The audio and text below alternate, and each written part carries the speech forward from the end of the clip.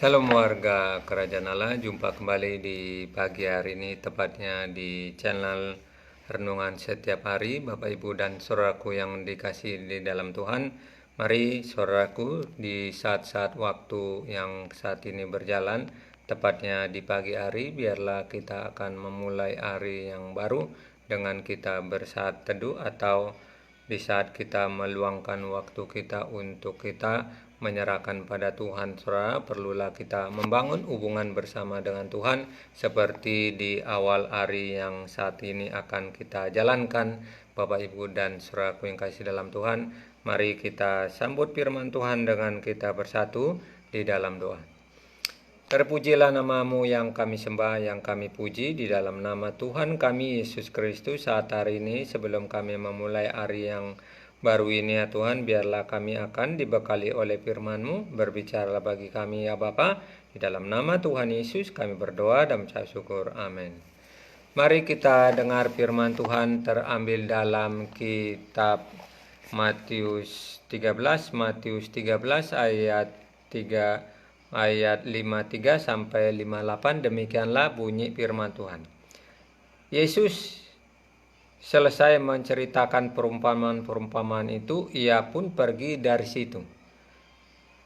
Setibanya di tempat asalnya, Yesus mengajar orang-orang di situ, di situ rumah ibadat mereka, dan maka takjublah mereka dan berkata, dari mana diperolehnya hikmat itu dan kuasa untuk mengadakan mujizat-mujizat itu? Bukankah ia ini anak tukang kayu?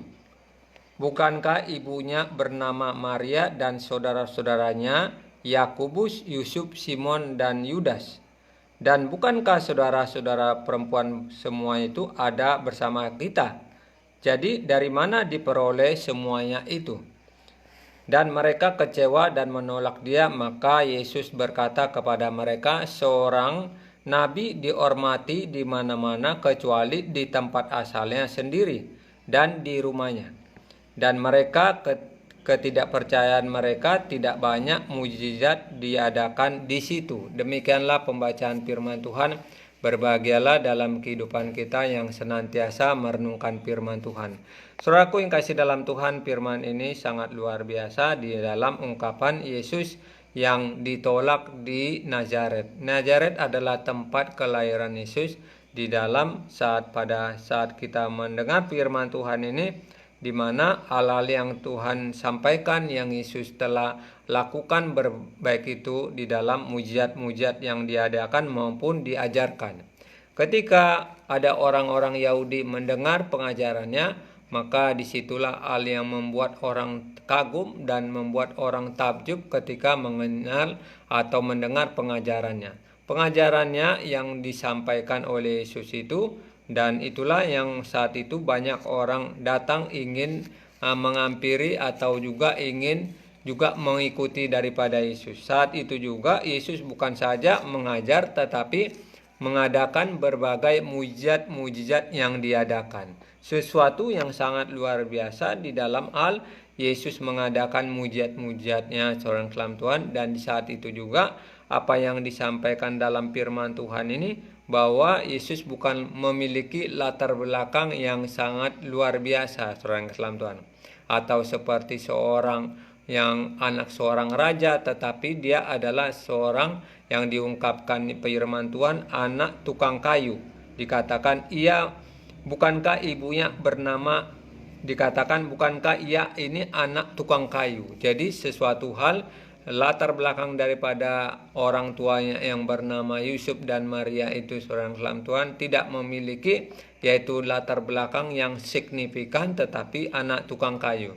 Tentu kita melihat sesuatu hal dalam firman Tuhan ini yang dikatakan bahwa kehidupan daripada Yesus adalah memiliki kehidupan sederhana, baik itu bersama-sama orang-orang pada saat itu. Yang dikatakan, bukankah ibunya bernama Maria dan saudara-saudaranya Yakobus, Simon, dan Yudas? Bukankah saudara-saudara ini perempuan semua itu bersama dengan kita? Jadi kehidupan mereka yang bersama-sama orang pada saat itu, saudara. Dan ini diungkapkan bahwa mereka adalah yang begitu mengungkapkan sesuatu hal, ada sesuatu yang menjadi pertanyaan mereka. Pertanyaan mereka ketika Yesus mengajar seperti ajarannya itu di luar daripada ajaran orang pada saat itu, saudara yang kasih dalam Tuhan. Maka disampaikan pada firman Tuhan itu hikmat dan juga mujizat-mujizat diadakan, saudara yang dalam Tuhan. Nah, saudara, tentu pada saat itu orang menjadi kagum dan tentu pada saat itu orang menjadi percaya dan mengikuti Yesus. Dan saat itu juga apa yang di dalam ungkapan firman Tuhan, saudara, karena banyak orang yang juga tidak percaya, tetapi yang justru menjadi pertanyaan, mereka yang tidak percaya sebagian, saudara yang kasih dalam Tuhan, adalah orang-orang yang dekat pada Yesus itu atau juga di tempat tinggal Yesus itu.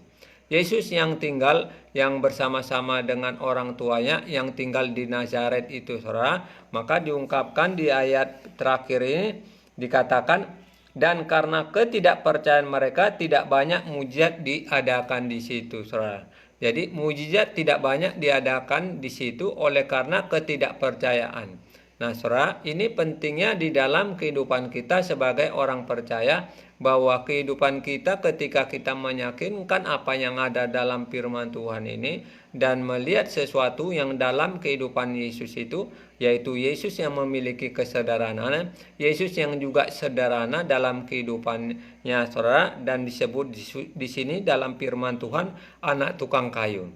Kehidupan kita bukan melihat dari latar belakang kita, saudara. Walaupun mungkin latar belakang kita ini tidak baik-baik saja, atau daripada orang tua yang melakukan hal tidak baik, tentu ketika kita mempercayai Yesus sebagai Tuhan, saudara, dan mempercayai dengan iman, maka kuasa Tuhan juga bisa terjadi dalam kehidupan kita. Seperti yang diadakan oleh Yesus ini, Yesus mengajar dan Yesus melakukan perkara mujizat, dan saat itu juga banyak orang percaya. Walaupun kita tidak melihat apa yang diperbuat daripada Yesus itu, saudara yang kasih dalam Tuhan, secara kasat mata, tetapi haruslah dapat kita imani setiap ada yang dalam firman Tuhan ini, tulisan-tulisan dalam firman Tuhan ini. Kalau ungkapan dari kitab firman Tuhan Matius ini mengungkapkan kehidupan Yesus itu yang melakukan perkara-perkara ajaib, yang juga mengajar-mengajar yang saat itu mereka dengar ajarannya. Dan lewat mereka mendengar ajarannya, maka disitulah ada orang yang bisa menjadi percaya. Nah, saudaraku yang kasih dalam Tuhan, kita melihat dalam firman Tuhan ini, biarlah kita belajar dalam kehidupan Yesus, apa yang Yesus lakukan, baik itu ajarannya, baik itu kuasa Tuhan yang bekerja, yang disampaikan dalam firman Tuhan itu, kita imani, saudara. Supaya apa? Supaya yaitu sehingga mujizat itu dapat terjadi dalam kehidupan kita. Kalau pada firman Tuhan ini, yaitu seorang nabi dihormati di mana-mana kecuali di tempat asalnya sendiri dan di rumahnya. Jadi ada sesuatu yang kita mendengar firman Tuhan ini, tempat kelahiran daripada Yesus itu, Yesus tidak dihormati, saudara kasih dalam Tuhan. Padahal berbagai mujizat diadakan. Padahal juga ketika Yesus mengajar itu seperti ajaran-ajarannya yang sangat luar biasa sehingga dapat memikat orang. Nah, saudaraku yang kasih dalam Tuhan, kalau kita sudah percaya kepada Tuhan Yesus itu, saudara dalam Tuhan, maka harus juga kita meyakinkan apa yang ada dalam firman Tuhan ini, saudara. Kalau Yesus mengalami sesuatu hal, yaitu tempat dia lahir, yaitu tidak dihormati, dan juga seorang dalam Tuhan tidak yang disampaikan, tidak mereka dengan sungguh-sungguh apa yang disampaikan itu tidak mereka jalankan. Nah, seorang dalam Tuhan, banggalah kalau kita memiliki Tuhan sebagai Tuhan dan Juru Selamat untuk dapat kita mempercayai, sehingga kuasa Tuhan juga bisa bekerja. Kuasa Tuhan bisa bekerja ketika kita memiliki iman, seorang dalam Tuhan.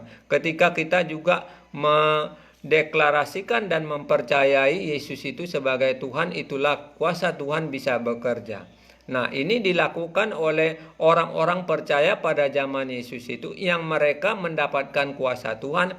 Maka apa yang mereka dapatkan seperti orang lumpuh disembuhkan, orang buta juga seorang dalam Tuhan dicelipkan matanya, dan berbagai kuasa Tuhan bekerja ketika mereka mempercayai, dan apa yang dilakukan oleh Yesus itu, itulah mujizat. Tetapi anehnya tempat kelahiran daripada Yesus itu, yaitu banyak orang tidak percaya atau kuasa Tuhan tidak bekerja karena ketidakpercayaan. Biarlah kehidupan kita yang tidak melihat Yesus secara kasat mata, tetapi dapat kita imani melalui firman Tuhan itu. Biarlah kuasa Tuhan bisa bekerja, kita imani setiap tulisan-tulisan yang ada di dalam firman Tuhan itu, saudara. Misalnya kita mengalami sakit, kita memohon kepada Tuhan, percayalah bahwa Tuhan itu bisa melakukan segala cara untuk menyembuhkan kita. Demikianlah firman Tuhan di pagi hari ini. Mari kita sambut segala kegiatan kita dari pagi ke malam. Kami saat hari ini, biarlah pada hari ini kita tetap semangat dalam menjalankan roda kehidupan hari ini. Mari kita bersepakat bersatu di dalam doa sebelum mengakhiri ibadah pada pagi hari ini. Kita berdoa.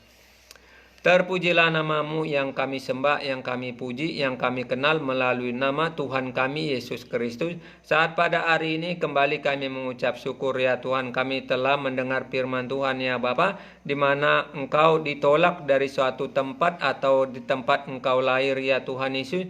Biarlah kami yang sebagai orang percaya, yaitu meyakinkan Engkau adalah Tuhan dan Juru Selamat kami ya Tuhan, melalui firman-Mu ya Tuhan, sehingga kuasa-Mu dapat bekerja ketika kami memohon kepada Engkau, ketika kami juga meminta kepada Engkau ya Bapa, karena Allah kami adalah Allah yang hidup, Allah yang dapat mampu melakukan segala cara untuk menolong anak-anak-Mu, untuk menolong orang yang percaya kepada Engkau. Terima kasih buat firman-Mu yang kami dengar. Berkatilah saudara-saudaraku yang di hari ini telah meluangkan waktu untuk bersaat teduh.